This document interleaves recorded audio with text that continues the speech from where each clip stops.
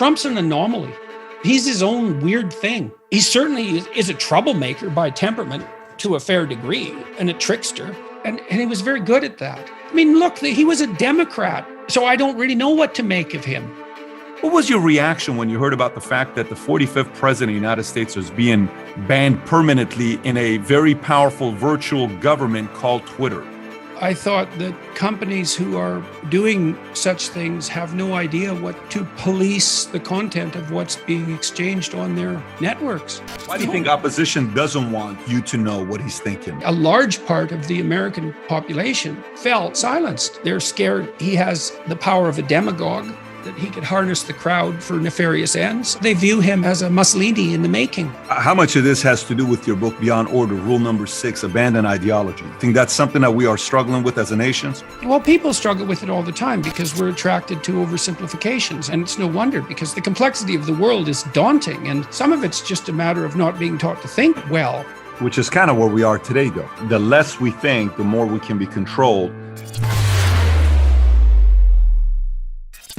My guest today is clinical psychologist, Dr. Jordan Peterson, who's been on Valuetainment 2 times before, and he is back for the 3rd. We are very happy to have him.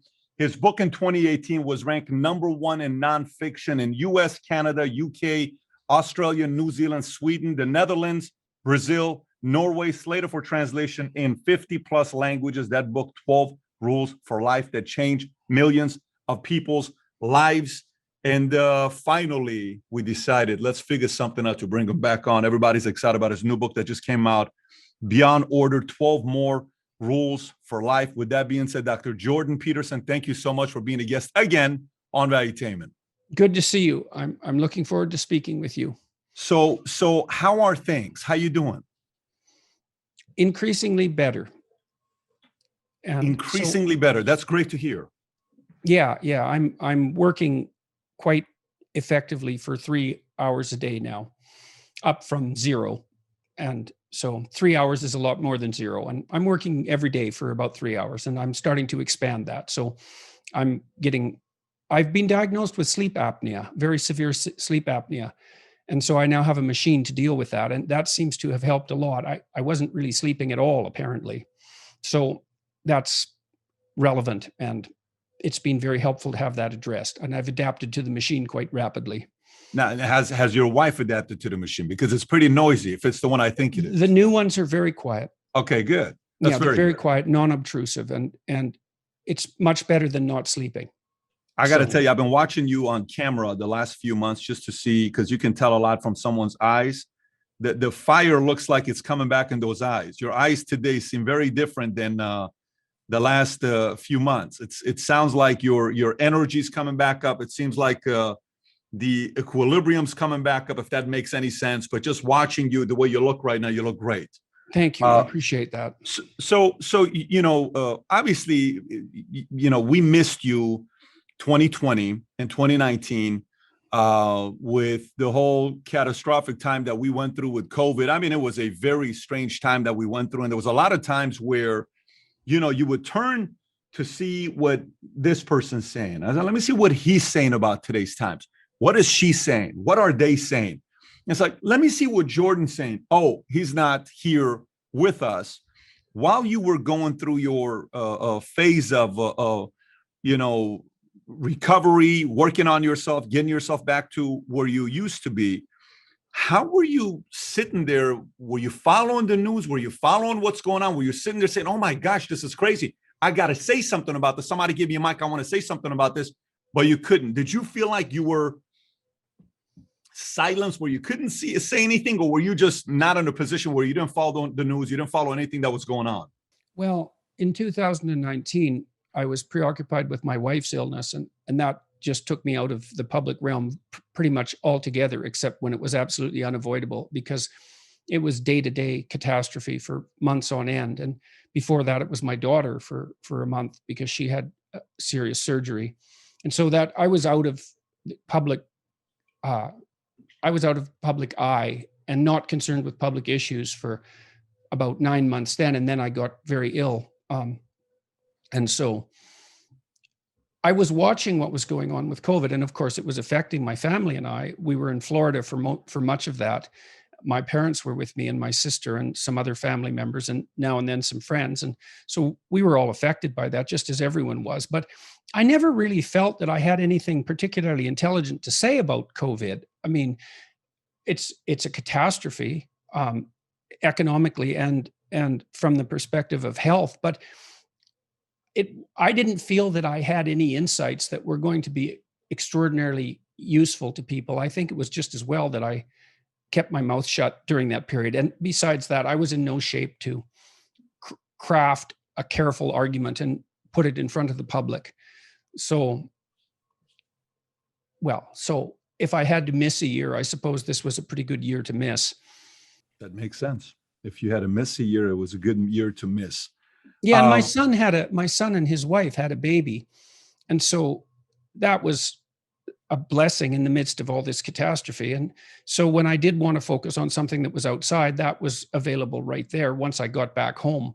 So, that was the positive part of the year for us, or a positive part of the year. You said when your wife got diagnosed with cancer, is that, if I'm getting the dates right, I don't know, maybe of April of 2019? Is that the right time? Well, she was actually diagnosed in 2018, but we were told to begin with that it was a common and easily treatable, very slow growing tumor. And then it turned out to be not that at all. It turned out to be something that was fatal in virtually all cases and very rare.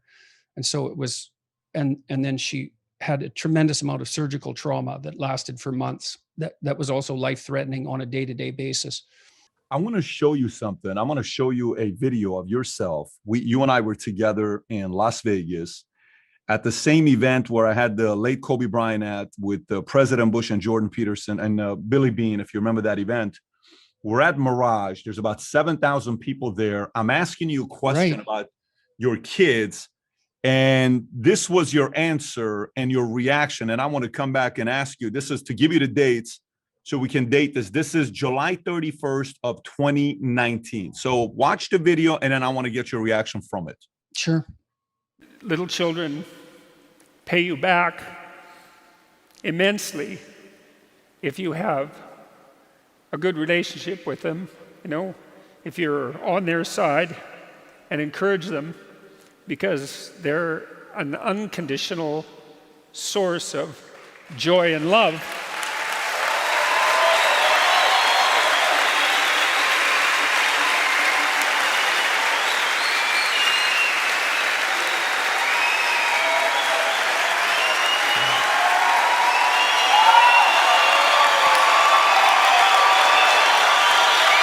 Powerful.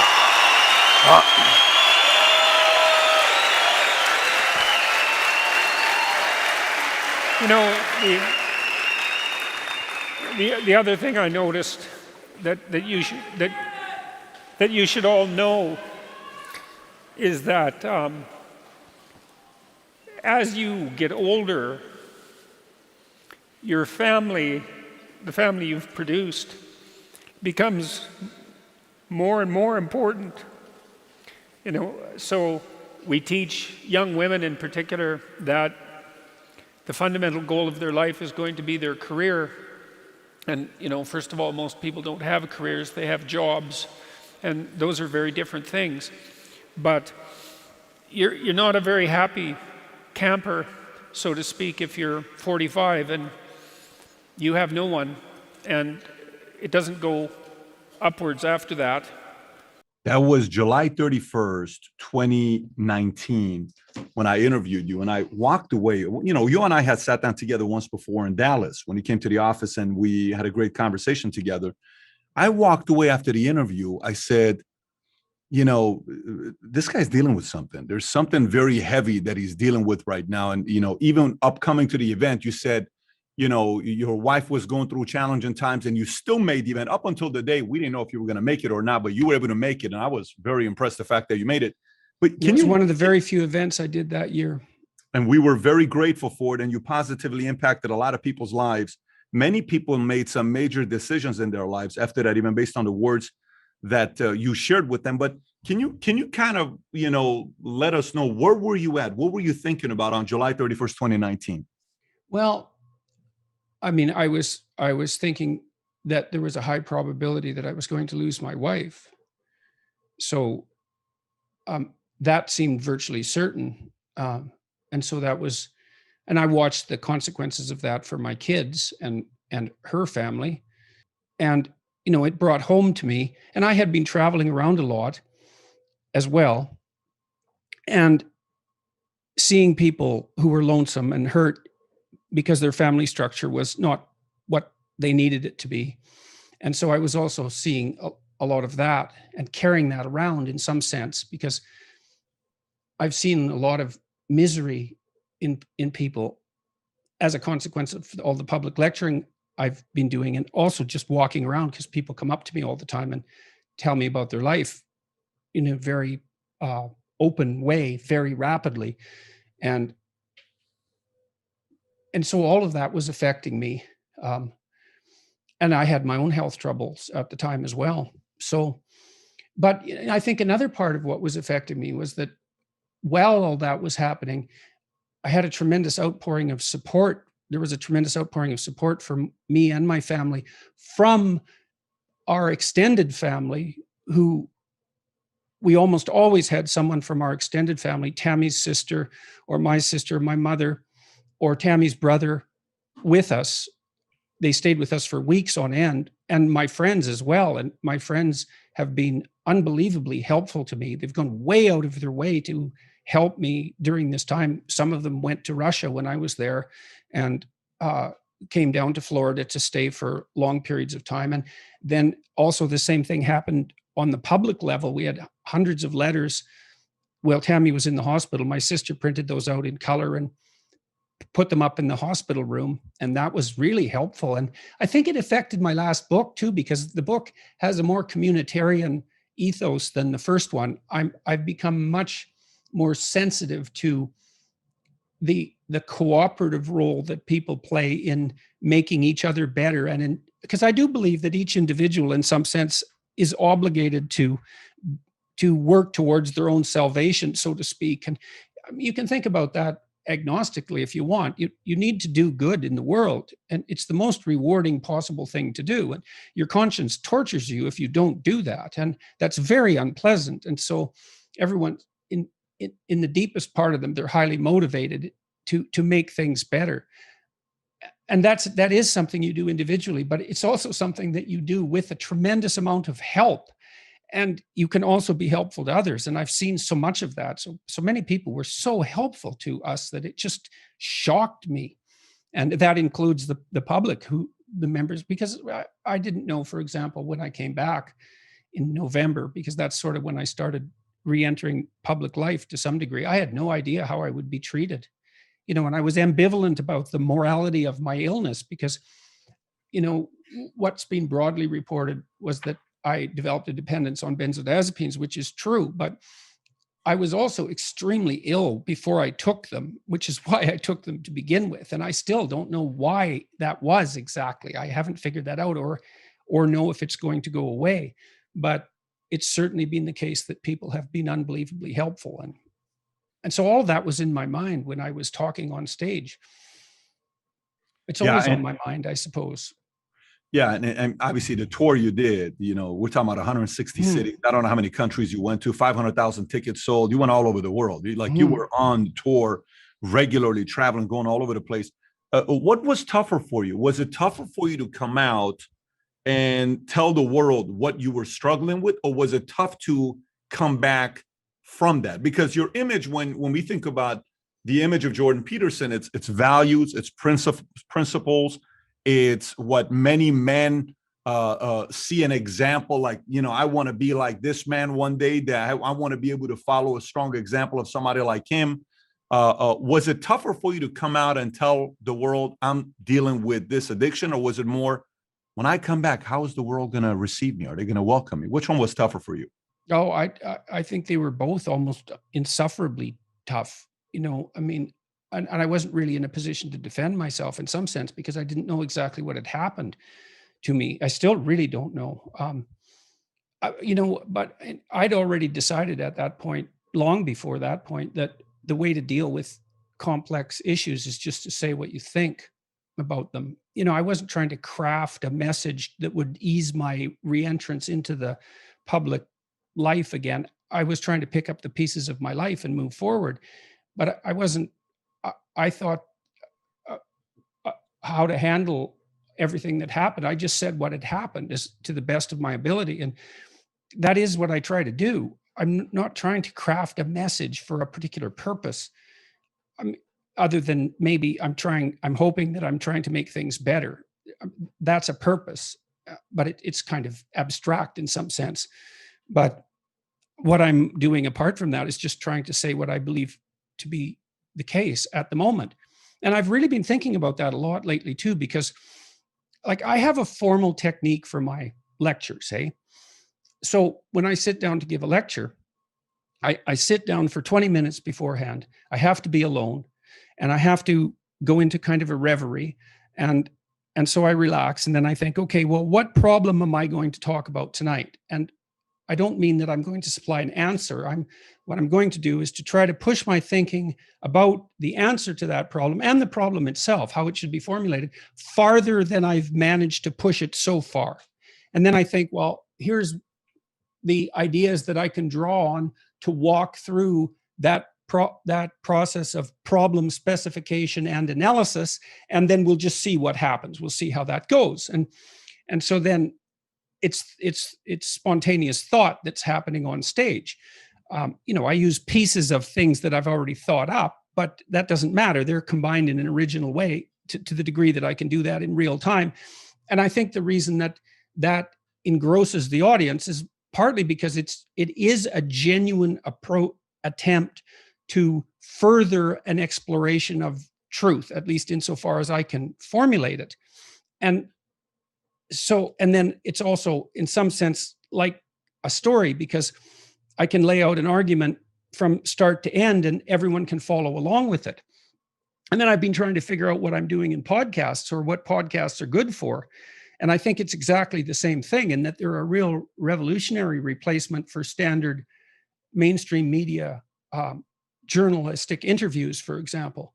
When a podcast really works, you tell me what you think about this. I mean, my experience is that when a podcast really works, you have two people who are exploring a set of concepts mutually, and they're engaged in a genuine process of the exchange of ideas. So it's dialectical thinking. Mm-hmm. It's real-time dialectical thinking. Mm-hmm. And I think of it as it's a manifestation of the logos, all things considered. And that's compelling because it's so useful. And so it's compelling because something might come out of it in terms of clarification of a problem and maybe the generation of a solution. But it's also useful as an example conversation. And so, well, I was hoping when I came back to public life that I could continue doing that. And so far that seems to be working, and I'm starting to write again. And although that's slow because writing is everyone I think finds writing very difficult, but it's coming along. And the book has been received very well. So by the public, the critics, the mainstream critics it doesn't really matter, I guess, in some sense, what they think. They think what I would have predicted they thought.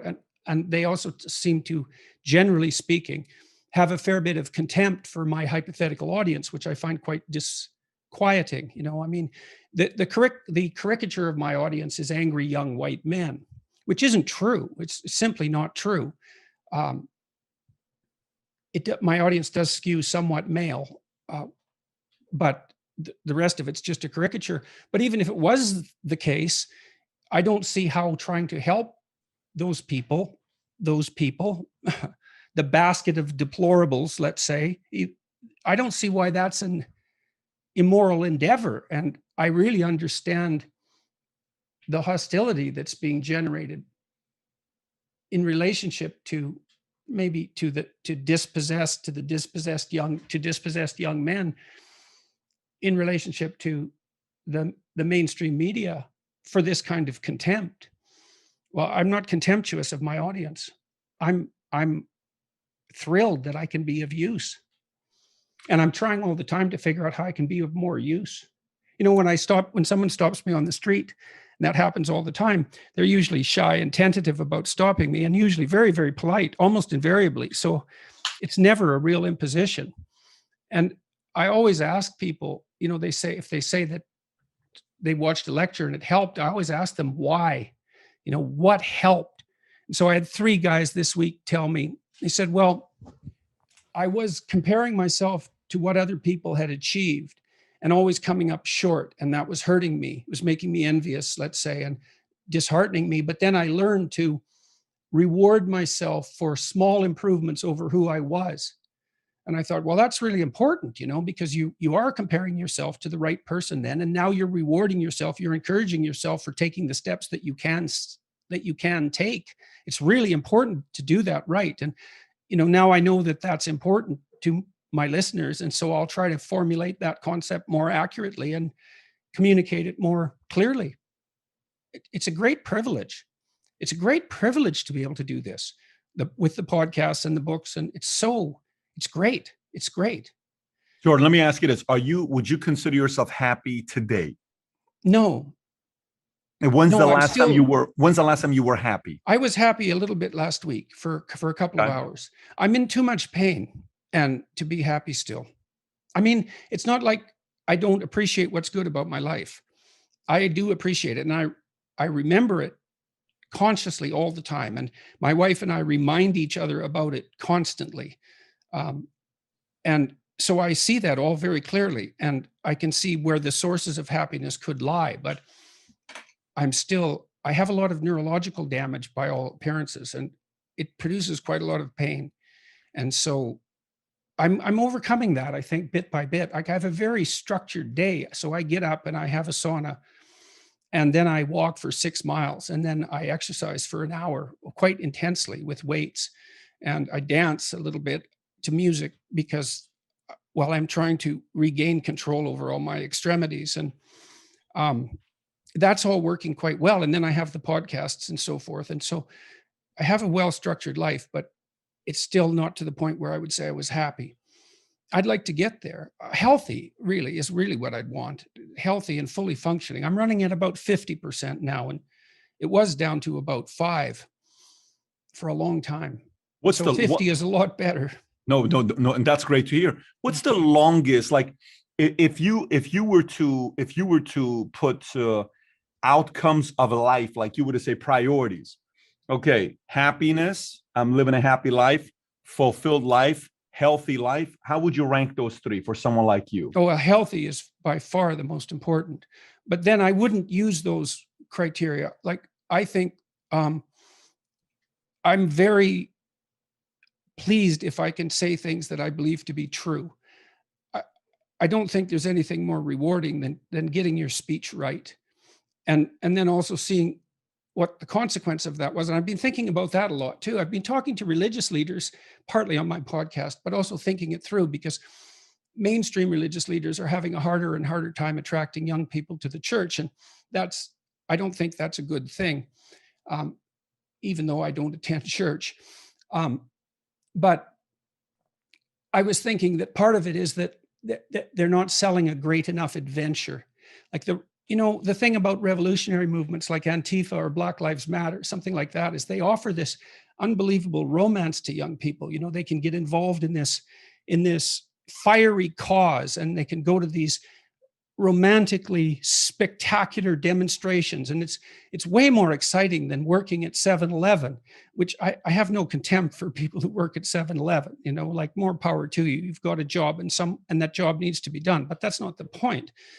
You need an adventure in your life, and these revolutionary movements offer that. But I'm thinking too that, I've written about this, said pursue what's meaningful and not what's expedient. And I would also say that it's useful to say what is true rather than to craft your words so that you get what you want.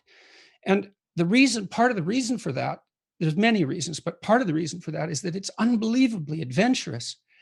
You have no idea what will happen if you just say what you think. And my experience has been that the consequences are absolutely overwhelming, always, constantly. And, when I go into a talk like this, I don't have an outcome in mind. I don't want to make a fool of myself. I don't want to say something stupid. I want to engage in an interesting conversation, but but I'm not trying, I don't have an agenda other than that, but it's just to say what I feel in the moment as clearly as I possibly can. It's so adventurous to do that. And it's far better than pursuing a more narrow goal that might be wrong. And so there's an adventure there that, and I think one of the things I love about the long form video format is that it enables people to engage in the mutual exploration of truth, a revelation of truth, the discovery of truth. And it's so interesting too that people find that compelling and exciting and watch it and want it. And it's revolutionary, I think, and it's a privilege to be part of that. You know why I ask you this Better at question? it. I ask you this question for one reason. Like, I think about when I watch you and Michaela together, right? And I have a daughter. I have a 4-year-old daughter. I have a 7-year-old son and a 9-year-old son, right? I mean, a kid wants their mommy and daddy to be happy. That's why they make them laugh. That's why they win. That's why they put grades. They want mommy and daddy to be happy, right? I think, okay, what does Michaela want of pops? You know, I bet Michaela probably wants dad to be happy, you know, in next phase of life. So, you know, what, 2 questions here on the topic of happiness. What makes Jordan happy? And when was the last time you had the longest stretch of happiness? What caused it? Those 2 questions, I'm curious. Oh, I had a lot of happiness, I would say, when I was on tour. Okay. It was unbelievably exciting. I had some health problems during that period of time too. So Sure. there was a shadow there, but that made me happy on a continual basis. It was unbelievably exciting and engaging. I mean, people are happy when they're pursuing something that they find meaningful, deeply meaningful, especially when that's going well. On a day-to-day level, I find most of my happiness, I would say, um, well, in engaging conversation, that's for sure, but also with my family. And that's partly why I said what I did say when in that clip that you showed earlier. What makes me most happy right now is when my family gets together. So that's my immediate family, my wife, my kids, and their spouses. And there's no there's nothing buried underneath the rugs, and everyone's joking and laughing and playing, and it's peaceful. It's truly peaceful, and that does happen. I go to see my son quite often. He lives just up the street from me, fortunately enough. And I really like his wife, and Jillian is her name. And Jillian and my wife, Tammy, have really tried to make their relationship, to perfect their relationship, to get rid of any, of the cliched mother-in-law, daughter-in-law trouble. And some of that was there to begin with. And they both decided, and I suppose we all decided consciously as a unit that we're going to get rid of all of that and just stop it and try to have a really good relationship. And that really worked. And so now I go over there and they're happy, they're smiling, it's peaceful there. Their little boy is laughing. He's playing with laughing. And so we had some people over for Easter dinner, my son and his wife and a couple of friends of theirs. And they had a little baby named Florence. And she was also the same age and she was playing with laughing. So she would go, ha, ha, ha, ha. And then my grandson, Elliot, would go, ha, ha, ha, ha. And then all the adults would laugh because these 2 infants were actually having a conversation with each other, a proto conversation with laughter. That lasted for about 10 minutes and everyone was laughing about it. And well, there isn't anything better than that when there isn't all sorts of horror hidden underneath the carpets. In this new book, Beyond Order, I have a chapter called Don't Hide Things in the Fog. And it's about this. It's like wonderful things can happen if you straighten out everything that's hidden in a family and get it out in the open. And then you have the opportunity then for some real peace and some real joy. And certainly that's at the moment where it's in those interpersonal interactions that I derive a lot of my happiness. And that's been life-saving. And then, of course, this active, engaged intellectual conversation, the sort of conversation that we're doing our best to have, that's also, and the fact that I can share that with so many people and the responses are so positive. It's wonderful. It's amazing. I can't believe it. It's so ridiculous. Well, we enjoy it probably just as much as you do, if not more than you do. The audience enjoys it way more than you probably do because we're learning and we're figuring out our lives out. But I'm going to a place with these series of questions I'm asking you. Years ago, my dad told me something very interesting. I was a 1.8 GPA kid in high school. I aced math. I loved math. I loved numbers. Everything else, I had no tolerance for it. I had no patience. Didn't have the happiest life. We leave Iran. We go to Germany. I live at a refugee camp for a couple of years. I just couldn't wait to get away from reality. So I went and joined the army to get some kind of an escape. I get out of the army and I'm thinking about being a bodybuilder to be the next Arnold. And then all of a sudden, I start reading books. And in my entire lifetime, I read 2 books. One of them was That Was Then, This Is Now. The other one was Of Mice of Men. And I didn't even finish it. It was in high school. I was never a reader. I started reading a book and then the next one and then the next one. Jordan, it got to a point that I just couldn't put books down. And I wouldn't go out Friday nights. And I was a big party guy. I was in Vegas every other weekend for a year. I was always at the nightclubs, Tuesday through Sunday. Monday's the only day that I would generally take off, or Wednesdays I would take off. But I was going 6 nights a week. And then my dad's like, what's up with this reading? I said, Dad, let me tell you, man, this information is ridiculous. Can you imagine what's in this book? In this book, I learned this. In this book, in this article, in this one. So you were never a reader. Why reading so much? I said, I'm obsessed. He says, let me give you a tip. He says, what's that? He says, in my life, I have 2 people. One of them is a guy named Albert, who is like an uncle to me, sweetheart of a guy. The guy, you'll love this guy. He would come to our house, didn't speak English at the time. I would watch Kings of Comedy, and Bernie Mac would be doing a skit, and he is laughing so hard, Jordan, almost as if he has to go to the bathroom. I'm like, did you just understand what he said? He says, I have no clue what he said, but it's so funny. I said, you don't know what he just said. He said, I have no clue. It's just funny. So my dad says, look at Albert, a happy simpleton. Okay. Look how much he's enjoying his life. Okay. Happiest guy to be around. You go eat with him. You give him good food. He's happy. People dance. He's happy. Telling stories. He's happy. Just a happy guy that's enjoying life. He said, now let me tell you about my brother, younger brother, my dad's brother, physicist, 6'5". Guy couldn't stop reading books, pipe, cigar, one of those thinkers. He would read, and he couldn't stop. Like he would read physics books, like he would read chemistry books on his own. Like it wasn't homework or anything. Just you'd go to his place. He had all these weird books, and he was doing mathematical homeworks on his own. He said, the moment you get caught with the bug of reading and learning, and you get addicted to it, you have to know that your mind is going to process stuff, and the debate starts happening here. And it's forever. It never stops. He said, you lose a little bit of happiness when you go too much about wanting to get certain questions answered in life, because it's never going to end. It's forever. He said, so if you choose to subscribe to wanting to become a lifelong learner, be also ready to lose a part of that happiness and freedom that you once had when you didn't know everything. Now, you and I may say, I wouldn't want to live that life. I mean, what are you talking about? I don't want to be controlled by other people. I don't want to be naive where I just look at the media. Oh, okay, vote this way. Okay, okay, do this way. Oh, they're the bad people. Oh, you're right. They're the bad people. I don't want to be that person. But there's a part of it where you're like, is that the life kind of I want to live? Am I going to miss the freedom, the special small things that used to make me be happy? Now I can't even enjoy the small stuff that I used to. Do you ever catch yourself asking, oh man, maybe I'm in too deep of being this worried genius, and I've lost a bit of my happy simpleton. Yeah, well, I certainly experienced that when my health broke down. And the reason for that was that I not only did I get sick, my life fell apart because I couldn't do anything that I used to be able to do. I couldn't listen to music. I couldn't read. I couldn't write. I couldn't think. I couldn't do any of them because everything that I had done was complex and difficult, all the things that I engaged in.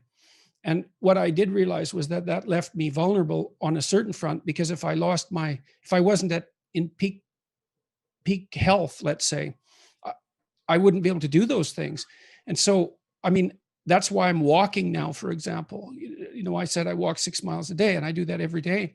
And it's very simple. And I've played a lot of ping pong, and I've always liked that, but I never played that much, but I liked that. And there is some utility in having things around that are rewarding and good for you, that are less complex. I would say, though, that with regards to the conflict between, let's say, miserable wisdom and happy ignorance, is that there's different forms of rewards to be found in different places. You can think about this even in terms of personality. One major personality dimension is extroversion. And the reason for that is that we have a pleasure circuit, and how active that is varies between people. That's what causes variation in extroversion. And we generally equate happiness with the activation of the circuitry that's associated with extroversion. And drugs like cocaine and amphetamines activate that circuit. But there's another personality dimension, which is openness. And openness is the creativity dimension. And there's pleasure to be derived from that as well. And so that's philosophical exploration and literary experience. And I suppose when you go to a movie, you experience a blend of those two things, especially if it's a rather complex movie. So there's different forms of engagement or pleasure to be found, and some of them are more akin to happiness, and some of them are more akin to meaning. And sometimes they come into conflict, but I think all things considered, they work best when they're working together. And I do strive diligently to and I think that this has really been brought home to me. Look, I couldn't sit down. I literally couldn't sit down for almost a year.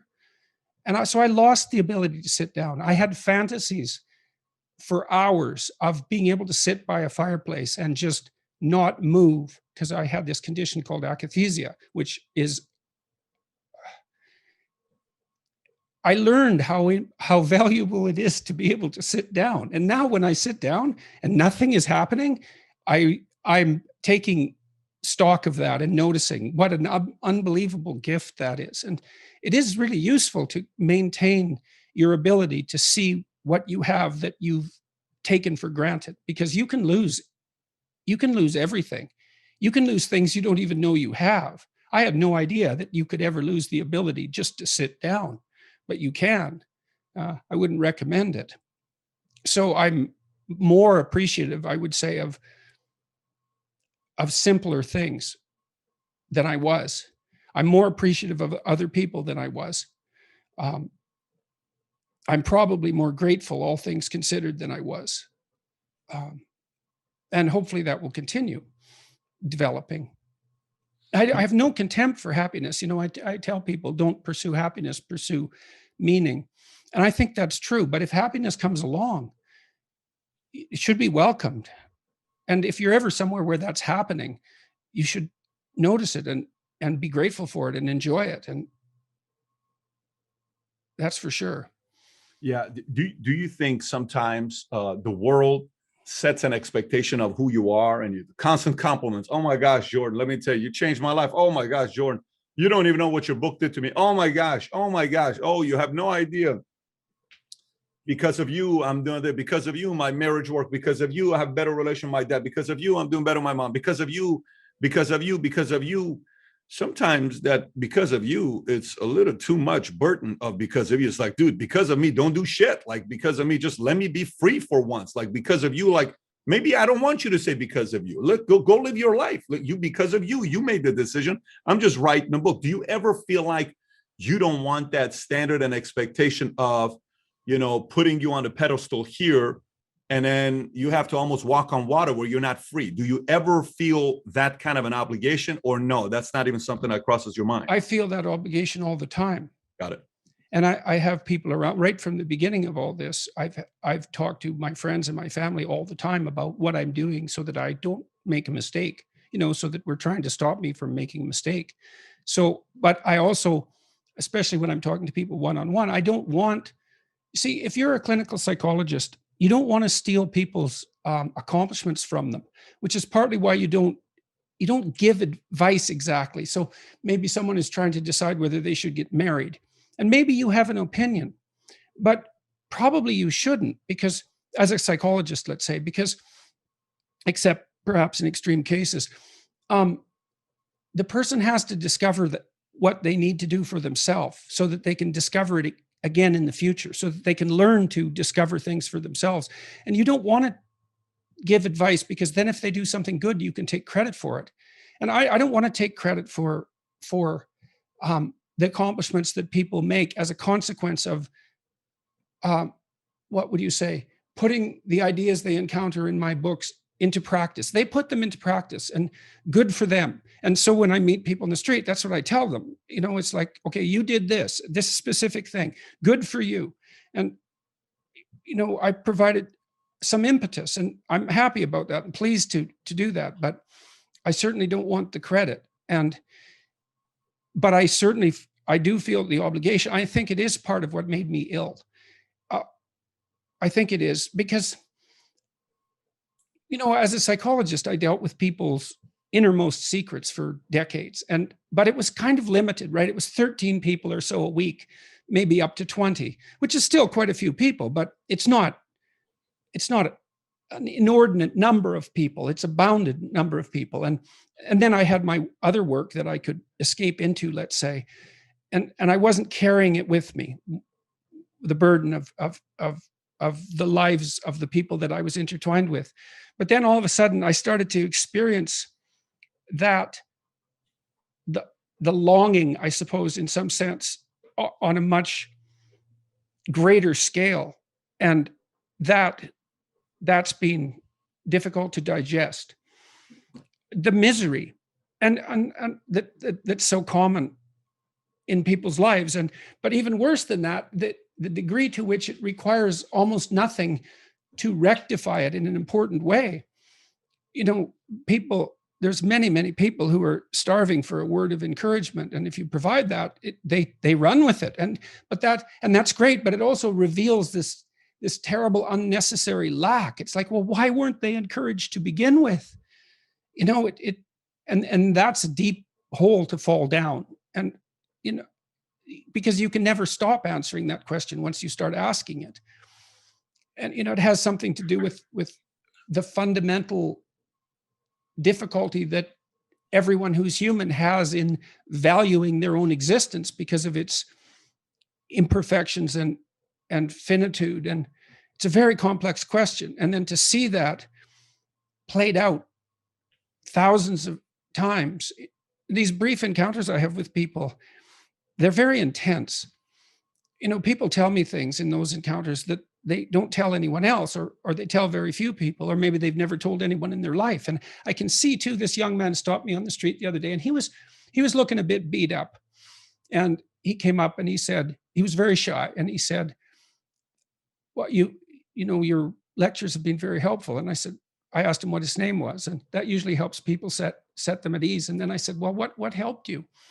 And he was quite hesitant. He didn't exactly know how to formulate what he was doing, but I could see that he was very scared to say anything that he had done well, because his experience had been that he'd never been encouraged when he did something well. And so, you can really punish someone if they come up to you and say they did something good that was actually good, and then you punish them or ignore them. It really hurts them. And that happens to children all the time. And it certainly had happened to this young man. And so he's very hesitant to tell me what he had done that was good. And, he told me, and I listened, and I said, look, this is, as far as I'm concerned, that what you did was really good. And he just lit up, and that's great that he lit up, but it's terrible that it hadn't happened to him before. It's really terrible. And then I see this tied in with a cultural pathology, that a variety of cultural pathologies that are manifesting themselves at the current time. The idea that organized masculine activity is by definition some kind of power-centered tyranny, and the corollary that any sort of ambition on the part of young men any ambition towards achievement is somehow integrally tied up with tyrannical power. It's so demoralizing for young men. They don't know how to defend themselves against that. And the idea, and it's often leveled, the accusation is often leveled by people who've never had a relationship with a male in their life that was actually fulfilling and worthwhile. And then that all plays out in the public domain. It's really awful to see. And I can see it. So it's hard. It's hard to see that. I mean, I'm thrilled that I am in a position to do something about it. It's so great. That's something else I can tell people now too, because you say, well, what should you do with your life? And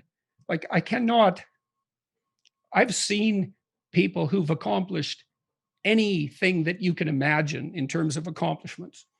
And I can say clearly that I've never seen anything as rewarding as the consequences of forthright speech, the opportunity to be of genuine service to other people. Um, there's way more reward in that than in any of the things that people chase in a more finite and limited way.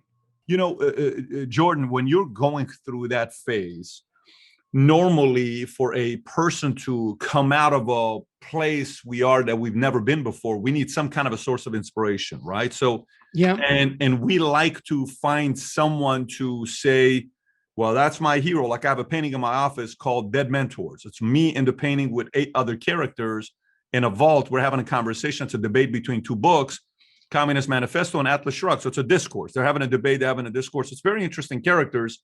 Mm-hmm. But you can tap into somebody. You're like, okay, I can tap into. Who are the characters? Who are the characters in the painting? Let me, I just moved to Florida. So I got John F. Kennedy, I got Einstein, I got the Shah of Iran, Lincoln, MLK, Tupac, Ayrton Senna, Milton Friedman, and one other character I'm forgetting. Great. So that's so good, because look, and you can surround yourself with these great minds, and you can what would you say, in some sense, you can choose them as your peers, mm-hmm. voluntarily, dead or not, right? It's a form of ancestor worship in some sense. And I mean that in a deep sense. And you can do that's one of the advantages of that is education, as far as I'm concerned, is pick your peers. And this instinct we have to find someone to admire, that's the deepest of religious instincts, and it's unbelievably deep in human beings. And and we have this mimicry, this capacity for mimicry that's an integral part of our cognitive architecture, and it's the precursor to thought. And we do identify, you notice you admire someone, that is the instinct to mimic, because to admire is then to want to be that, and that's the action of the moral instinct. It finds a target in the world and it says, well, I could be like that. But at first it says, this person is attractive, or this person is compelling. It grabs you. And that's the instinct for further development. It's a very positive thing. It can be a very positive thing. Who'd you tap into? Was it a biblical figure? Was it a philosopher? Was it a leader? Was it a political leader? When you were going through your moment the last 12 months, who were you saying, at least he overcame it, I can? Here's what he went through was worse. Was there anybody you would go to? Well, there has been throughout my life all sorts of intellectual figures, figures from my own life as well. I found many things about my father extremely admirable, and still do. My mother as well. And so I was fortunate to have people in my immediate environment who played that role for me, and that's a huge gift. I have all sorts of intellectual idols, I would say, and there are people whose work I've read deeply, and that's been extremely useful to me. And then that shades into the consideration of religious figures at some point. And I've spent a lot of time studying religious thinking and trying to, what religious thinking is in some sense is the collective attempt to specify the ideal for mimicry. So imagine that you have those 8 figures in your painting. So imagine there's something about each of those people that you found compelling and admirable. So then imagine that you could abstract out from that what was compelling and admirable, and make one person out of that was sort of the union of all those 8. It was everything good about those 8 people brought into one person. Well, that's approaching a divine figure. And when you hear Christian statements, for example, like Christ is the King of Kings, that actually means something technical from a psychological perspective. What it means is that, and I'm not speaking in religious terms here precisely, although it shades into the religious, is that a religious ideal is, in fact, the abstracted representation of what is admirable as such. And it's extremely useful to have that made into an abstraction to some degree too, because it also means that you then have something that you're responsible to. So let's say and you've done this with your painting, you have these 8 people who you're now, what would you say? You're responsible to them. You're accountable to them. You're accountable to their spirit. And so now your conscience can speak with their collective voice, and it can tell you when you're less than you could be. And then you can use that to guide you to manifest that spirit that's embodied in those 8 people. And that's a pathway to further growth. And it's something that we're hypothetically, in all of our conversations, when we're demanding from one another that we respond properly, we're trying to evoke that ideal from ourselves and from other people. We're constantly doing that. That's partly why I love podcasts, because that can really happen in real time. Like, I just released a conversation with Jocko Willink today, where I think that happened for much of the conversation. And as I get healthier, I'm hoping that will work better. And to the degree that we're doing the right thing at the moment, we're doing our best to manifest that abstracted ideal. And the other thing that's so remarkable about that is that as long as we do it, the better we do it, the more compelling we're going to find the conversation. The time will disappear. We'll get absorbed into the conversation, and we'll walk away thinking, I don't know what was happening, but that was worth doing. And you get there, as far as I'm concerned, you get there with truth. That's the pathway. Spoken truth. Jordan, who are those names? You said mom, dad. Who else are some of those names that you go through? Carl Jung was an unbelievably profound influence on me. Almost all the major psychotherapists, I read them deeply. Carl Rogers was real useful to me. Abraham Maslow, Freud, I read a lot of Freud. And then there's Alexander Solzhenitsyn was a huge influence. Friedrich Nietzsche, I read most of his major works when I was young. And then a large number of scientists, Jeffrey Gray, who's a neuroscientist, I what would you say, clawed my way through his work, which is very, very dense. It was extremely useful. He was a good model as a scientist. My mentor at McGill, Robert Peel, was someone who taught me a lot about administration and about giving credit where credit is due, and being comfortable in your own domain of competence. Like Bob, who I am still in regular contact with, Bob and I had different skills, and he was able to value my skills without ever feeling intimidated. And I could do the same with his skills, and that made our partnership extremely productive. And so that was very useful. Are you familiar with Robert Greene's work, 40 Laws of Power, Art of Seduction, 33 Strategies of War? Only as names. I haven't read his books. Okay, got it. He wrote a book. His last book was Laws of Human Nature. And right after he finished his book, he had a stroke, and not the best kind of stroke. He had a terrible stroke, and his wife had to come and pick him up, and he couldn't walk. We did an interview one time with him. We had to push him in the wheelchair to get him. It took 30 minutes before we got ready to go through it. And I asked him a question. I said, how timely the fact, and every time he was working on the book, I said, how you doing? He says, you know what, I'm sick, and my mom's calling me, telling me, how's the book? I said, Mom, stop asking me about the book. I don't want to tell you about the book. The process of writing a book for somebody as technical as you're not writing a book like, here's the, 7 keys to success, work hard, all this other stuff that maybe you see.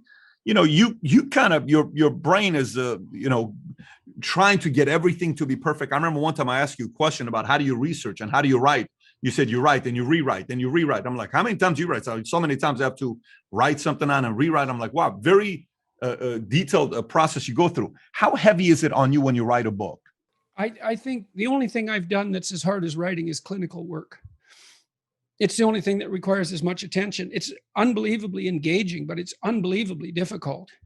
And well, I suppose to some degree it's as difficult as you make it, but I'm always trying to answer questions that I genuinely have, and I'm really trying to answer them. And I also, so I have a writing guide online for people who might be interested. You can find that, and it's an actually step-by-step guide through what you actually have to do if you want to write. It's not just hints about what constitutes good writing. It's a practice manual. And we're building a piece of software called Essay App that's designed to help people write better and therefore think better. But I mean, I have an analytic approach to writing to some degree, because I can write, but I also know what I'm doing when I'm writing. So imagine that a piece of work can be analyzed at multiple levels simultaneously. Did you select the right word? Did you select the right phrase? Did you organize the phrases into the proper sentences? Is each sentence as tightly written and carefully argued as it possibly could be? Are the sentences arranged properly in each paragraph? Are the paragraphs arranged properly in each section? Are the sections arranged properly within each larger unit? Does it cohere as a whole? Is it appropriate for the time and the place and the audience? Do the sentences sound poetic when you read them aloud? Do they have a rhythm? I'm trying to answer all those questions, not at the same time, but I try to answer all those questions with every single word I write. And I would say I write every sentence at least 10 or 15 times. And I mean, literally, I take the sentence, I put it on a separate page, and then I rewrite it multiple times, and then I pick the best sentence.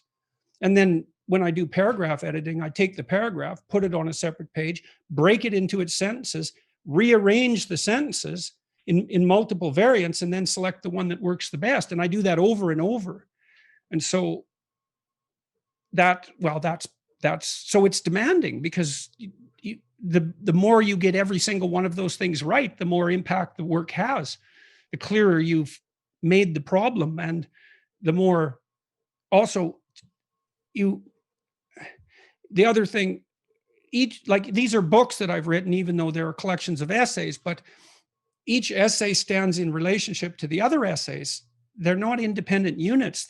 They each add something to every other chapter. And so there's a meta meaning that emerges that's a consequence of the relationship between the essays. And I'm thinking about that as well when I'm writing and trying to organize the essays. And it's great for clarity of thought. And one of the things I loved about my conversation with Jocko Willink, because he's this very masculine, very tough man, very admirable person, but on the physical end of things, at least that's what you'd think. But he got an English degree after he was a Navy SEAL, and he did a 20-minute spontaneous proclamation about the unbelievable value of literacy to him, practically speaking. He said, well, he has to write out military strategy.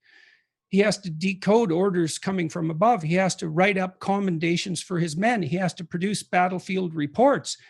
He said he's nowhere at all as powerful as he could be without being literate. And literacy is the key to competence in a way that is just not properly communicated to young people. You're deadly if you're literate at everything. And it's because you can think and you can speak. I mean, what do you have that's more than that? There's nothing we have that's more than that. And writing sharpens your thinking. We're excited about this app. I'm really, it would be wonderful if we managed to contribute something to make the process of writing work better for people so that they can think more clearly. So what it does is it helps break down what you're writing into all these different sections. So there's like a sentence level of analysis and a paragraph level of analysis and so forth, so that you can concentrate on one part of the writing process at once, instead of trying to solve all the problems at the same time, which is so complex, it'll just bring you to a halt. So for example, you should write a really bad first draft with no care about grammar or any of that. Just get your ideas down. Doesn't even matter the order, but get the first draft down. And so you don't edit to begin with, you produce. And once you've produced, you can edit and then re-edit and so forth. But just separating those two things is extremely useful. It's interesting you say this, because what's the story about you when a guy on Quora asked you a question about rules of life and you came up with 42, you posted it there and it got more shares and conversation, and it was, talked about, and that kind of led to the whole idea about your 12 rules of life and beyond, yeah, look orders. What came out of that. Pretty powerful. Absolutely. It's staggering. I mean, I spent about half an hour writing those, but I spent God only knows how long doing the background thinking that enabled me to write them. And the consequences of that were just powerful. Creative thinking just led to what it led to today. So Jordan, let's talk about some of the stuff, current events on what's going on today. So you're not around, you're recovering, you're going through what you're going through. You're in Russia, you're in Florida. News comes out, Trump's being banned permanently by Twitter. Jack Dorsey announces that. Then it's Facebook. They don't say permanently, but they're kind of taking him down for now. YouTube says for now, but we'll see what's going to happen in the future. The only one that used the word permanently is Dorsey on Twitter. Okay. And, you know, you've been in the space of creating content for a while. Some of the stuff you've said, it's upset a few people. You had one legendary interview that did very well, where the lady was trying to spook you, and then next thing you know, it backfired on her, and you asked her a question and you said gotcha, and that kind of led to, you know, all these different things. And even some of the things that was going on in Toronto when you were a teacher, there was some challenges, there were transgender, whatever was going on, and you came out and spoke up, and there was some kind of a debate that came up from that. But Trump being banned, Alex Jones a few years ago, Twitter, YouTube, InfoWars, hey, they're coming after you, they're doing this. Okay. What was your reaction when you heard about the fact that the 45th president of the United States was being banned permanently in a very powerful virtual government called Twitter? Well, I thought that the companies who are doing such things have no idea what responsibility they're taking on. Because now they've announced their willingness, or maybe even their responsibility, depending on how you look at it, to police the content of what's being exchanged on their networks. Well, that's a rabbit hole that you, in all likelihood, don't want to go down. So you see attempts to censor emerging quite constantly now, and it's very dangerous. It's very dangerous. It's very upsetting that this happened to the president, to an elected president. What's the, if you're someone who's well read, you've read history, what has been the consequences of silencing someone that has a big following? Who ends up paying a price long term? Is it the individual that silenced a Trump? Is it his following, or is it the silencer who eventually created more enemies that backfired on them long term? Who ends up losing long term? Well, everybody does, I would say, because the classic defense for free speech is that, you know, if you limit someone's free speech, not only do you limit the rights of the person who's speaking, but you limit the rights of those who could have heard. And it seems to me that I believe that people have the intelligence to make up their own minds, and that they should have the information presented to them. My experience has been that people are far more intelligent and perspicacious than we generally assume. They come to the right conclusions. Who's to say? But, you know, I don't think there's anything more important than freedom of speech. So maybe let me ask the question a different way. So we have a lot of different issues that's being talked about right now. Things are interchanged, and obviously we've kind of known what direction we're going. We have Joe Biden as our president. I'd rather hear what Trump is thinking than not. I'd rather know than not. I'd rather see what's happening out in the public than not. I don't know what's going on underground now. I have no idea.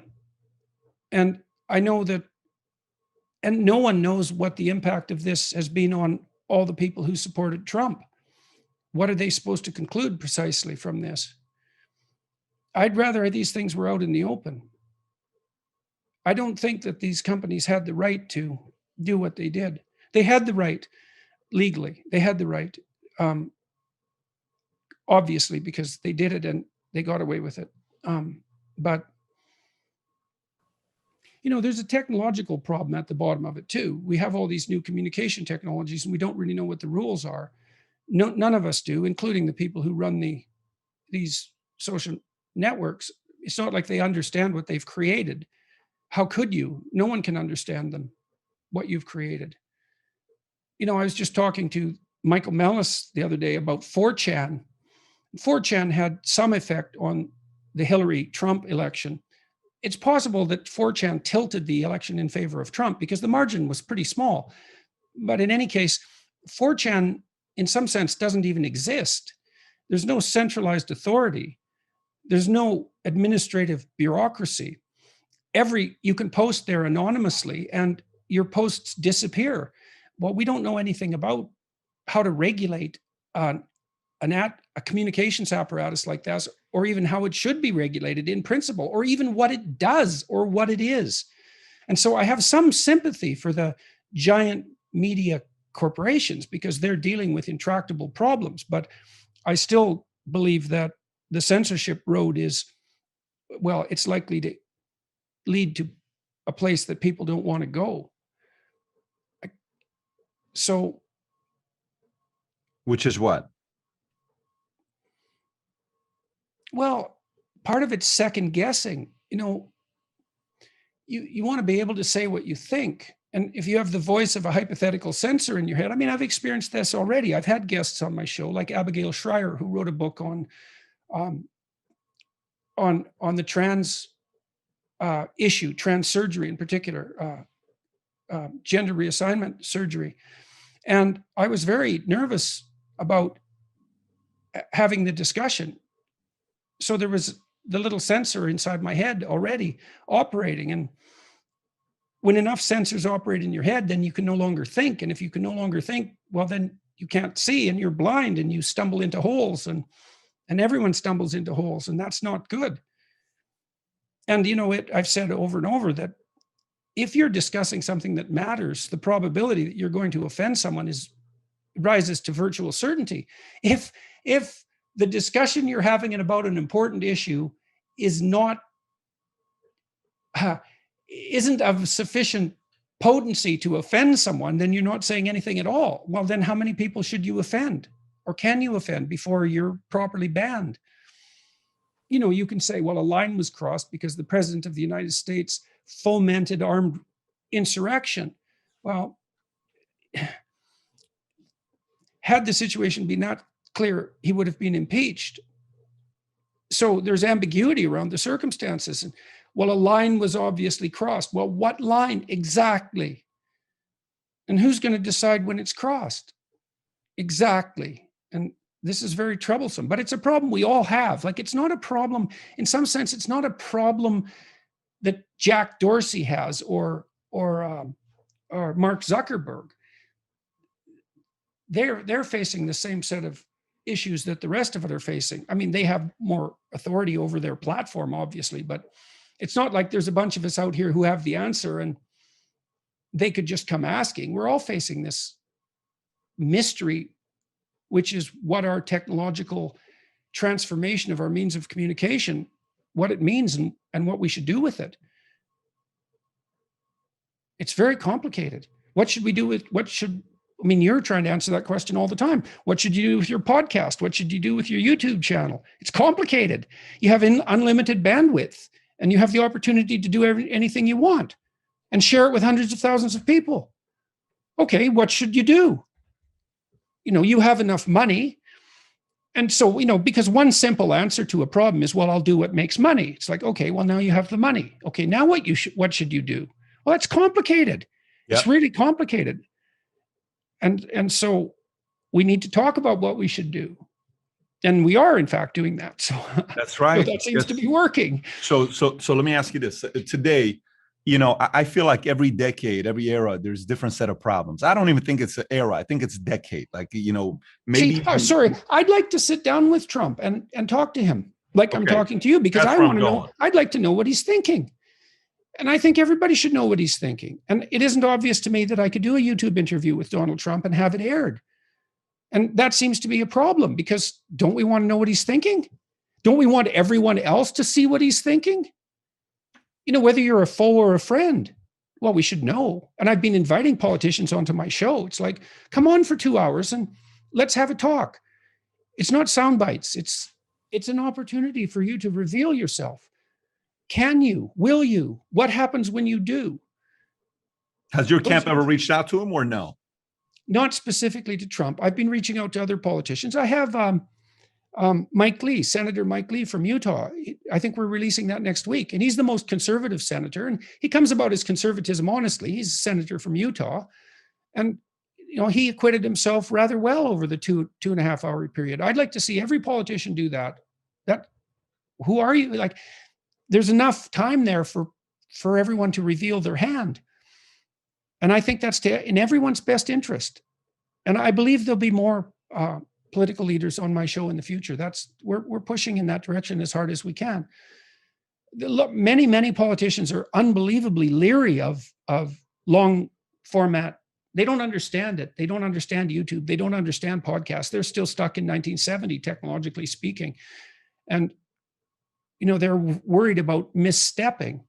But you can misstep by omission too. And YouTube, the long form podcasts allow politicians to bypass the gatekeepers, the media gatekeepers completely, and just talk to their constituents. Well, that'll revolutionize politics if people actually start to engage in it, I think. At least it has the possibility of that happening. If you were to sit down with Trump, what would you be asking him right now? I'd ask him what he thought about what happened in the Capitol in the day of the riots. What's his story about that?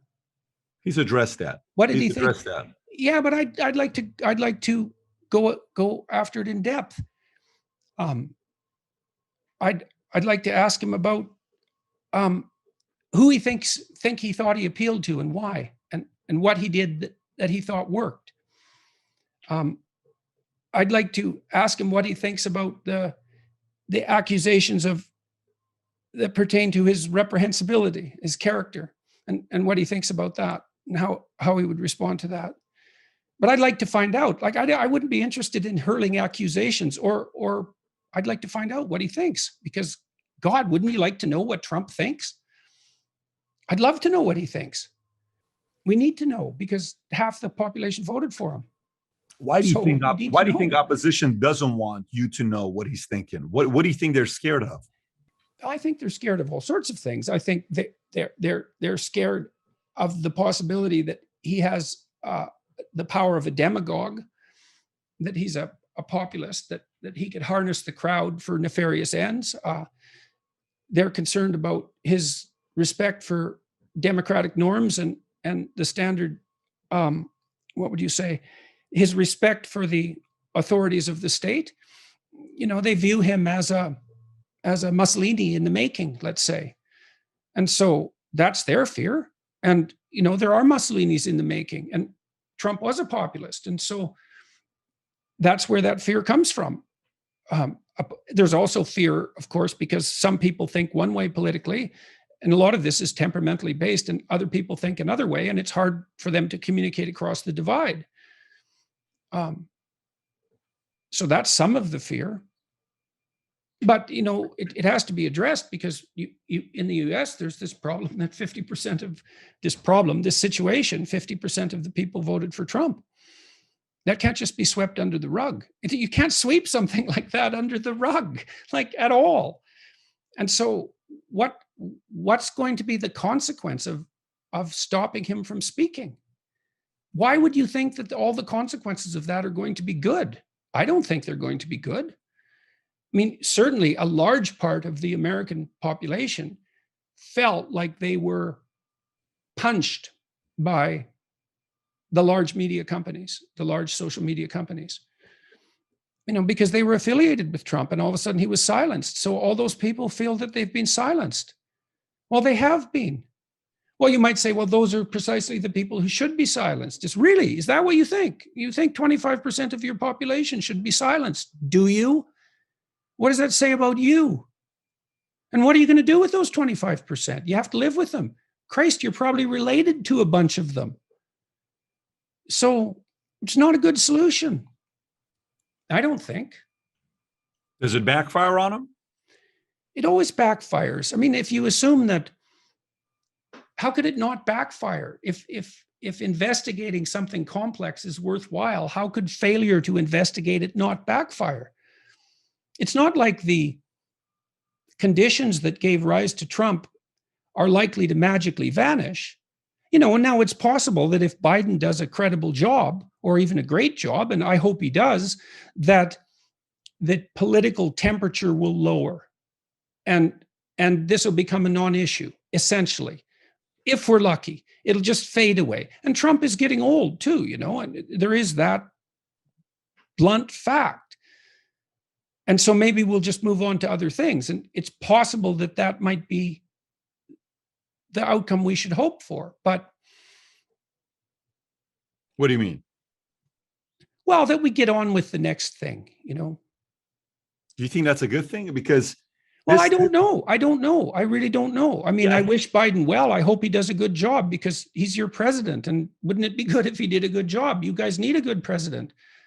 And maybe there are things that we should be focusing our attention on right here and now. Yeah, I just think, you know, like the topic of JFK assassination, right? So the JFK assassination topic till today, people want to figure out what really happened. The debate still steers it up every November 22nd. People, oh, well, this is what happened. No, that's what happened. No, this is what happened. No, it's really, this is what happened. No, now we have the real story. Movie after movie after movie after movie after movie. Yeah, we don't have any way to go get 100% definitive answer. Everything's going to be 82%, 92%, 63%. We're not going to get 100%, right? Trump is around right now. There's a lot to learn about what happened. And I'm not making it like when you're saying, let's move on. I don't mean move on like, you know, well, he's going to die and move on. Not talking about that. Look, I don't think things should be brushed under the rug. And I don't think that usually works. I've never seen it work. Yeah, I think there's so much market research right now for us to find out about what's going to happen. If we don't figure out what really happened and the amount of power, like Clarence Thomas today came out and he said, he made some comments about Section 230. I don't know if you read that or I don't know if you heard about that, what he thinks about Section 230, you know, the common carrier rules on Twitter. You may want to look it up because he kind of commented on it today. And it's creating frenzy. When Dennis Prager and I, who's a good friend of mine, I think he's also a good friend of yours, when Dennis Prager's Prager come under a fair bit of censorship pressure, which I'm not happy about. Yes, and you know, his wife, Sue, is a lawyer. When they went up against YouTube, they ended up losing because the court finally said, no, they have the right because the same rules that apply to government doesn't apply to a private company, because if they don't want to, they want to do whatever you want to, they can do it. They're not a government. They don't go based on the same rules of freedom of speech. They can do whatever they want to do. The government can. The government's got to allow you to speak, right? And so I was speaking to a guy this last week who bought Metacoven. You may not know Metacoven. I don't know if you've been following NFTs or not. Metacoven is the guy who's a crypto billionaire who bought Beeple's every days for $69.3 million. And we were talking, I said, where do you live right now? He says, I live in Singapore. I said, why do you live in Singapore? You're Indian. Why Singapore? Why not US? He says, well, I lived in Canada.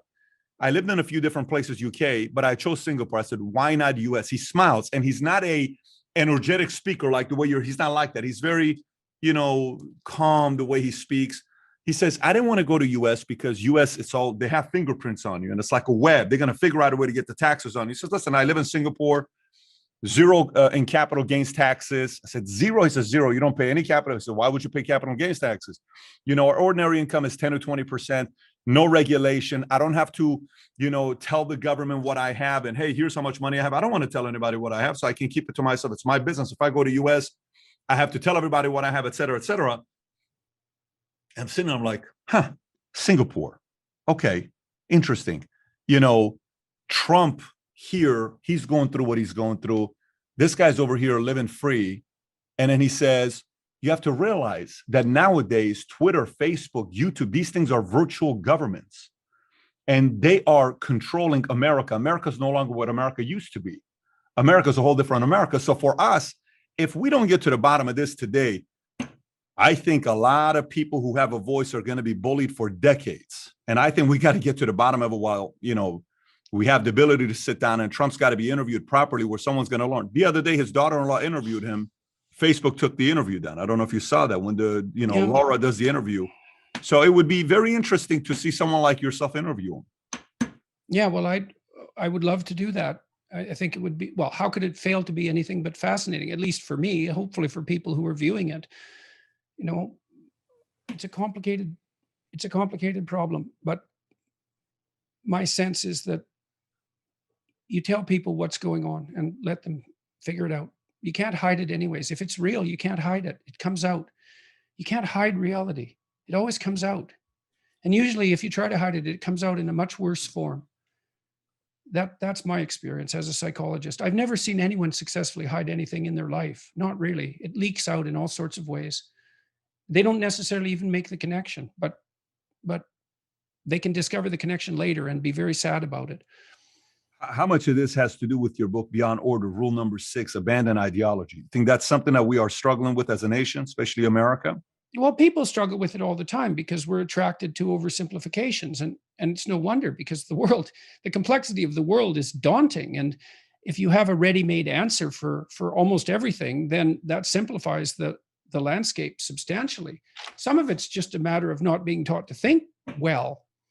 One of the things you learn if you're a social scientist, a research scientist, is that you generate, if you're looking at a complex phenomenon like male aggression, let's say, well, what causes male aggression? Well, the first thing you do is generate like 20 possible reasons. You don't limit yourself to the one you like. Like maybe I'm not that happy about TV. And so I think, well, TV violence probably makes men more violent.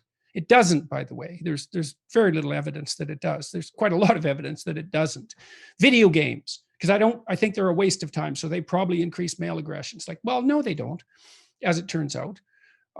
Alcohol, that definitely increases aggression, male aggression and female aggression for that matter. So alcohol is a major contributor. Is it sociological? Is it cultural? Do you learn it? Is it biological?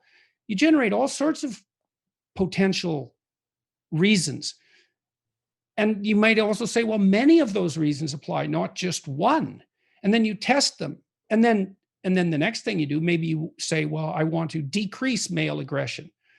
Well, you don't assume that you know how to do that, and that if you do what you think you know, that it will work. That's all ideological thinking. The real world is way too complicated to be pushed around by that kind of thinking. And poverty, well, what causes poverty? Well, what do you mean by poverty? Well, you could think for 2 weeks about what poverty is, and you still wouldn't come to the end of it. Do you mean lower education? Do you mean lower intelligence? Do you mean lower conscientiousness? Do you mean drug and alcohol abuse? Do you mean lack of money? Do you mean absolute poverty? Do you mean relative poverty? Do you calculate that neighborhood by neighborhood or state by state? Do you mean poverty of hope? Do you mean lack of plan for the future? Et cetera, et cetera. And all of those questions, so you decompose, so you think, well, poverty is caused by lack of money. It's like, really, that's your theory, is it? Well, it's not good enough, that theory. It's not even close. And so part of that chapter is just an attempt to explain that most things that are truly problematic are so complex that no ideological solution can possibly suffice. It's just not a good way to go about the problem. And then there's the other problem too, which is that, well, one of the terrible temptations of an ideology is that once you parse out the world and have your reasons why problems exist. So let's say poverty exists because of capitalism, which is a completely idiotic theory. I mean, poverty exists because people are born with nothing, and it's hard to acquire goods. So the default state is poverty. So it's not caused by any sociological system. So it's foolish to begin with. But let's assume that you think that poverty, or at least relative poverty, is caused by capitalism. Well, then you have a convenient enemy. It's everyone who's a successful capitalist is now responsible for poverty, and then they're bad and you're good. And that's unearned moral virtue. And that's unbelievably attractive to acquire unearned moral virtue. Or maybe you're someone who's inherited your wealth, and then you think everyone who's poor is just lazy. And if they'd get up off their asses and get a job, that would solve the problem. It's like, well, that's convenient for you, but it's a very shallow analysis of the problem. And so it's not helpful to think that way unless what you want to do is not think. Which is kind of where we are today, though, if you think about it. The less we think, the more we can be controlled. Just a crazy question for you strategically. I don't know if you think and say, as a, how Jocko likes to read about war, and his main, that's his interest because of what he did. He's a pretty deep thinker. His mind goes in very deep places on topics. But if you were to think like a strategist for a moment here, what are Democrats, not the left, What are Democrats trying to accomplish? We know what the left is trying to accomplish. Like, I'm not talking about AOC, Sanders. What are Democrats trying to accomplish right now? Like, what's their motive? Well, look, if you look at Jonathan Haidt's research, one of the things you conclude, the psychologist from New York University, he's looked at temperamental predictors of political belief. Okay. And the liberal types, the leftists, are concerned with fairness. Broadly speaking, it's what they orient themselves around. And a fair bit of that seems temperamental. The conservative types, this isn't Haidt's taxonomy precisely, but the conservative types are more concerned with order and justice and tradition. And those are all values, like there's utility in fairness, there's utility in justice, there's utility in tradition. Well, the devil's in the details, but broadly speaking, it's the issue of fairness. So, for example, I was talking to Russell Brand last week, and he's a lefty by temperament and intellectual proclivity. And I told him about all this research showing that if you look around the world, that the incidence of absolute privation has plummeted dramatically in the last 40 years. Well, really the last 200, but it's really been decreasing over the last 40 since the Soviet Union collapsed. So for example, now the typical sub-Saharan African has access to more calories than you need to maintain yourself. So enough calories, but also as many calories as the typical person in Portugal had in the 1960s. So in the poorest area on earth, there's enough food. No one starves anymore except for reasons of distribution and political oppression. It's great that that's the case. So absolute privation has decreased substantially. And you think, well, people could be partying in the streets because of that. And there's reasons that they aren't. But Russell's concern immediately was, well, what about relative deprivation?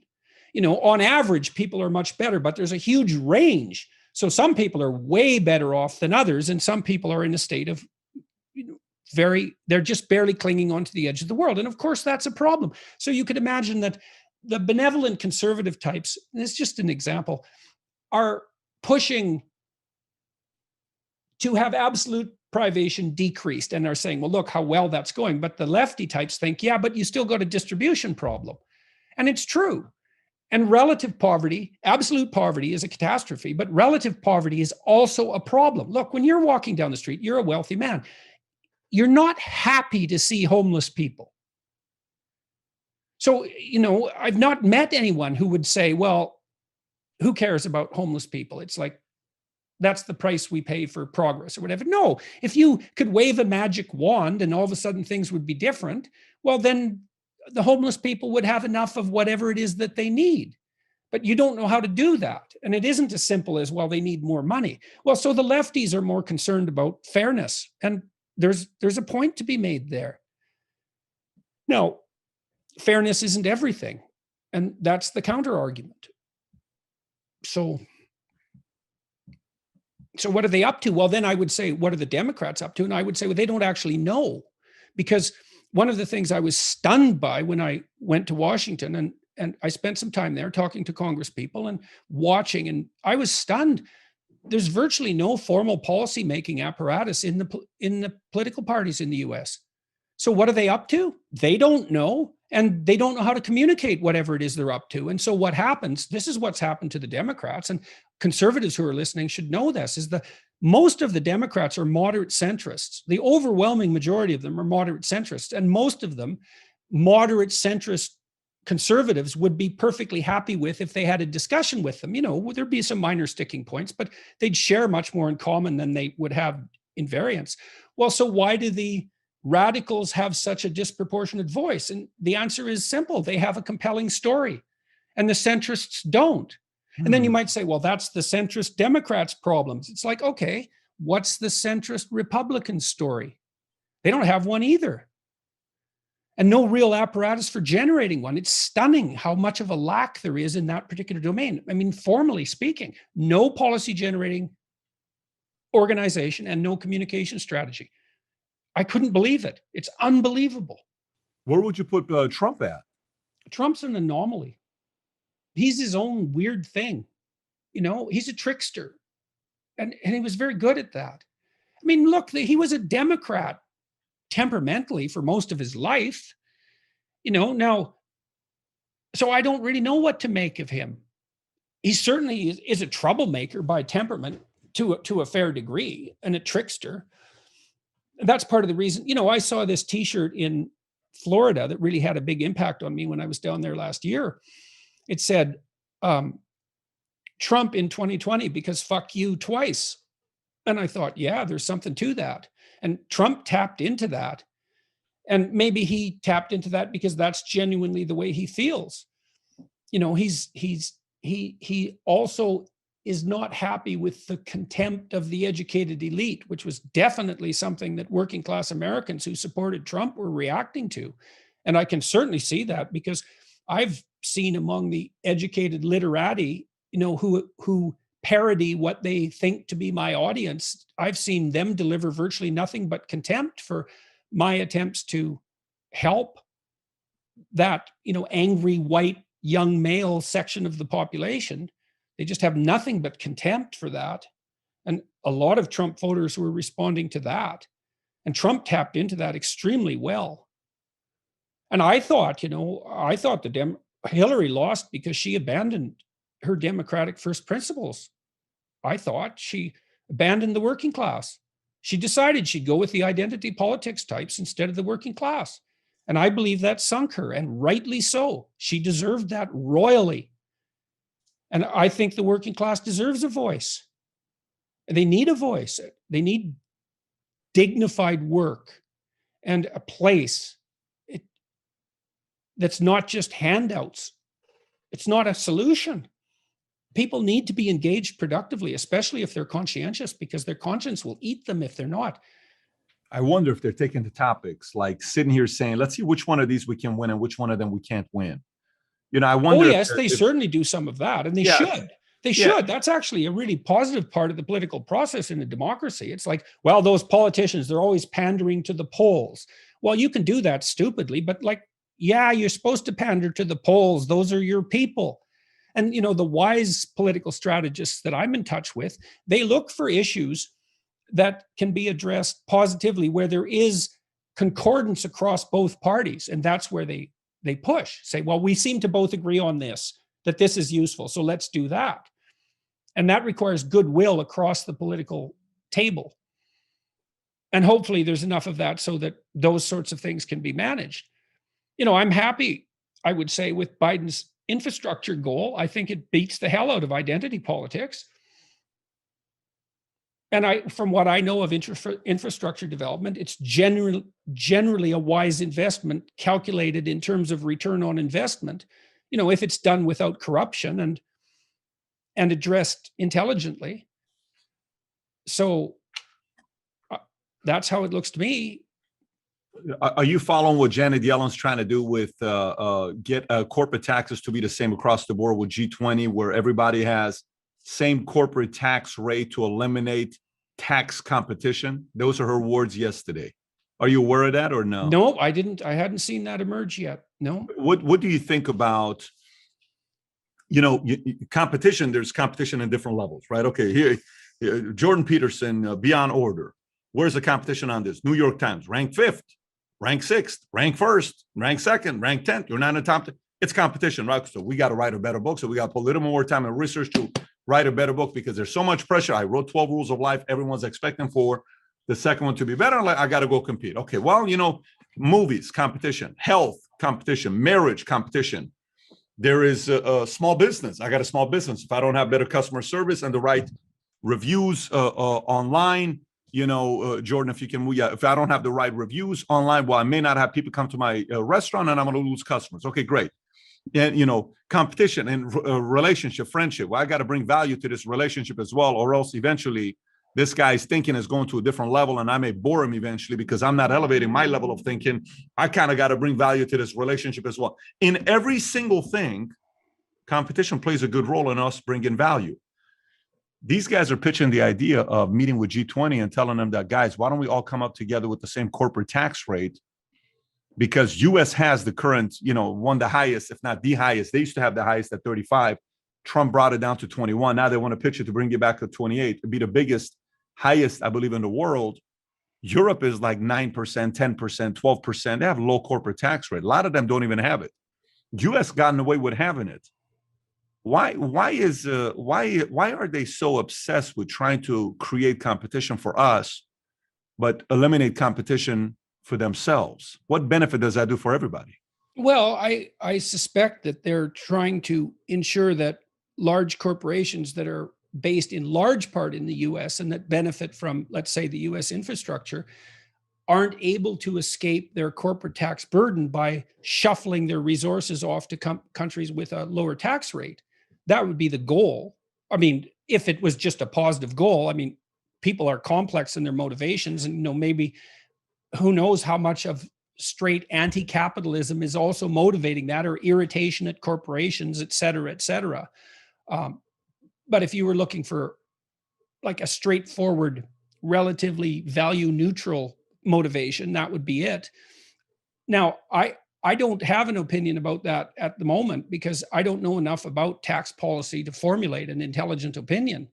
I mean, your point you is a temperamental point, at least to some degree. You can see the value in competition, and so when you see that being eliminated, you see immediately what the disadvantages of that might be. And fair enough, it's a good rule of thumb. How it applies in this specific case, that's a really complicated problem. And I would, the way I would try to address it if I had to is I'd find 3 or 4 people who had spent their whole life studying this sort of thing, and I'd go interview them and listen to them, and build up a certain amount of knowledge if I could manage it, and then maybe risk an answer. I mean, it isn't obvious how to tax corporations, because on the one hand you say, well, look, if you tax them too heavily, they're going to go somewhere else, or you're going to stop people from producing corporations, which you definitely don't want to do. Obviously, there are levels of taxation that are counterproductively punitive, clearly. And then you might have a discussion about what the benefits are of taxation in general. And people have a wide range of opinions about that, and validly so. But the devil's always in the details.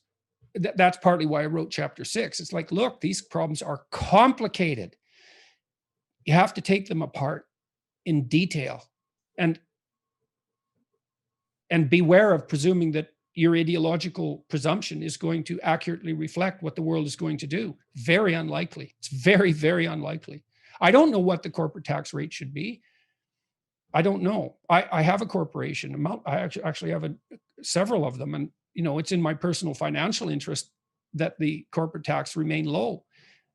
Does that mean that I'm in favor of a lower corporate tax rate? Well, it does in that regard, but then I would say I also don't know enough about it in general to make a generalized conclusion. We've had a lot of economists on, and we've interviewed a lot of guys to see, what their thoughts are, to kind of see this thing. But, when it comes down to taxes, as complex as it is, I think even the average person needs to spend more time studying taxes. It is a form of control. It is a form of, it's like working at a company. If you're working in sales, what's the first thing you need to know? You need to know your company's compensation structure. If I sell 20,000 computers to, Walmart's customer service, and I'm working for Dell, I probably got to know how much I'm going to get paid if I sell 20,000. I think some of the way the comp structure is being set up is, eliminating competition for themselves. That's my bigger concern long-term, because if incentive and innovation goes away the way it is today, what the hell am I creating anything for? Like, there's got to be some form of well, that's. So look, I mean, my answer to that would be, if this seized me as an object of interest, and I felt that I wanted to know more about it, that it was an important topic, I would do what you have done. I would go find people to talk to and explore it. And all of the avenues. And there's many things that are valid to be said about that particular issue, and it's worth exploring. And then if I had the opportunity to guide people through that process, that would be good too. So, because then, at least in principle, we could all be more informed about it. Jordan, final thoughts about your book, Beyond Order. Final thoughts. If you can tell us a little bit about your book here, how different is this from 12 Rules for Life? Well, I would say I have a meta theory, I suppose. It's not precisely mine, but it's one that I've adopted. The Taoist philosophy is based on the same set of presuppositions. it's useful conceptually to divide the world into things that you can control and things that you can't. And that's roughly order and chaos. So order is where you are when the things you're doing are doing what you want them to do. You're comfortable there. That's explored territory. That's the family. That's the state. That's tradition. That's explored territory. Where you are when what you're doing doesn't work, well, that's upsetting and unexpected and chaotic. And that's the domain of nature, roughly speaking, symbolically speaking. The first book was about how to deal with an excess of chaos because it can swamp you. And the second book is how to deal with pathologies of order. And I would also say, conservatives are more concerned with an excess of chaos and managing it. Liberals are more concerned with an excess of order. But they're both right. Order can go dreadfully wrong. I mean, that's what we're talking about when we talk about the decisions of Facebook and Twitter, for example, to censor. We're concerned about that. That's a pathology of order. But the untrammeled world can go terribly wrong as well, which is why we erect complicated cultural structures to begin with. And so each book focuses broadly on one of those two domains, and hypothetically they make a nice matched set as a consequence. And so the first book tilted more towards individuality and anxiety, chaos, and disorder. But the second book tilts more towards communitarianism and the pathologies of tyranny and how that might be addressed. They both concentrate fundamentally, though, on solutions at the individual level. I'm a psychologist, not a sociologist, and I'm primarily interested in the level of the individual. What can you do, regardless of the pathologies of the state or the catastrophes of chaos? What steps can you take to improve your practical understanding of the world and to make your way more effectively, even in your own terms? And so that's the aim of both books. And I'm very pleased that people have responded very positively to the newest book, as they did to the previous one, but maybe somewhat more. And that surprises me because it was written under a lot of duress, and I wasn't sure at all that I had managed anything of any quality, because I wasn't acute enough often to be able to make that distinction. But I'm very pleased that, like, the public response on Amazon, I think there's several thousand reviews now, and they average out to 5 stars out of 5. And most people have said, if they compare the two books, that the second one is better. So I'm very pleased about that, and grateful to my readers, happy about its reception. And I do hope that it's helpful. That's what the goal was. That's the goal, man. It's like, make things better. Well, that's definitely doing that, and you're not holding back in the book. For the person that reads it, you're kind of going, here's what I'm going through. Here's what you're not at all holding back. It's a different read than the first one. On the cover of it, New York Times quote, I love how that's on the bottom. It says, the most influential public intellectual in the Western world right now. New York Times, specifically from New York Times.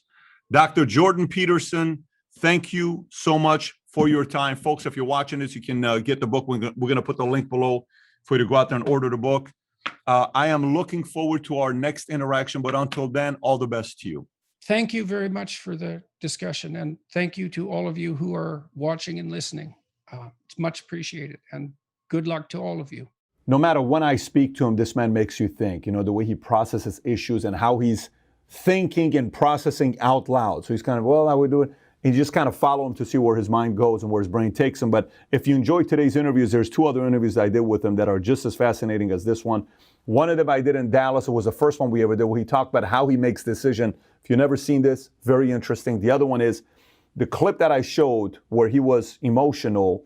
We did that interview in front of 7,000 or 8,000 people. If you've never seen that one, click over here to watch that interview. Take care, everybody. Bye-bye.